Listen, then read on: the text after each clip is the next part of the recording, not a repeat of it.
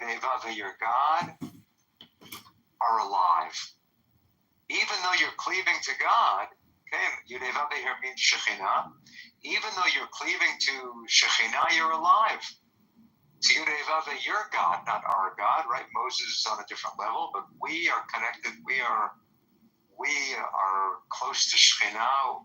Shekhinah is accessible to us.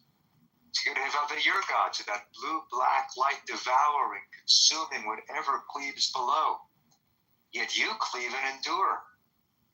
As is written, alive, every one of you today. Even though the fire consumes, somehow Israel is able to experience devekut, right? The Hebrew word here is devekut, cleaving. That's the word in the verse from Deuteronomy, va'atem hadevekim, you who cleave to God. So Israel can cleave to God and yet remain alive. That's the wonder. That's how we can reconcile these two verses. We should cleave to God. Even though Shekhinah is a fire, we're able to withstand that. Above the white light hovers a concealed light, encompassing it. This is the allusion to Bina. Okay, so Malchut, Shekhinah is the blue light, Tiferet is the white light. Higher than Tiferet is Bina, doesn't even name a color here, but Bina is a more concealed, hidden realm, okay, the Divine Mother. Above the white light hovers a concealed light encompassing it. Here abides supernal mystery. You will discover all in the ascending flame, wisdoms of the highest. If you meditate on a candle, if you penetrate the outer surface meaning of those colors, you can imagine divine qualities. You can discover everything by gazing at a candle. Down at the note 1352, I bring something here from a famous scientist.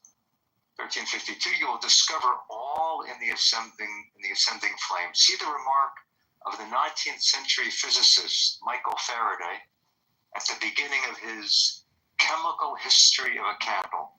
Okay, this is a little booklet that Michael Faraday wrote, Chemical History of a Candle. Look what he says.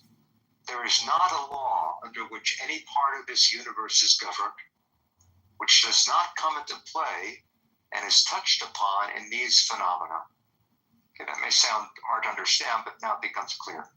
There is no more open door by which you can enter into the study of natural philosophy than by considering the physical phenomena of a candle. Okay, what Faraday does in these talks, Chemical History of a Candle, is really talks he gave for children or for adolescents in the 19th century. He said you can find out everything you need to know about natural philosophy, really means science. You can find out everything you need to know about chemistry by looking at a candle, seeing how it consumes and how it feeds on physical substance. Faraday goes through that in a very different way than we've seen the Zohar do. But look what they share. Both of them say you can understand everything by looking at a candle. All of science or all of mysticism. You can understand the deepest secrets of nature, of being, of reality, if you meditate on a candle. It's beautiful there to see science and religion harmonizing in a certain way. So Rabbi Shimon has taught all of this. We're just going to read the next two lines in conclusion. Rabbi Pinchas approached and kissed him. Rabbi Pinchas kissed Rabbi Shimon, saying, "Blessed be the compassionate one that we happened to meet here. I'm so glad I ran into you, because look at the Torah that I have learned." Okay, let's stop the share and let's discuss this a little more. And I'd encourage people to ask questions either about this specifically, let's give that a few minutes, but then just more generally, Kabbalah, mysticism, Torah, anything that comes to mind, either in the chat or if you're adventurous, you could raise your hand and we may be able to call on you. All of mysticism. So Howard has something to say. Howard says, in talking about Israel and cleaving to the light that consumes everything. So that's a very dangerous place to be, isn't it? I'm kind of paraphrasing. And the way we can protect ourselves, according to Howard, would be, well, we do the mitzvot and we adhere to the principles of faith, and that protects us.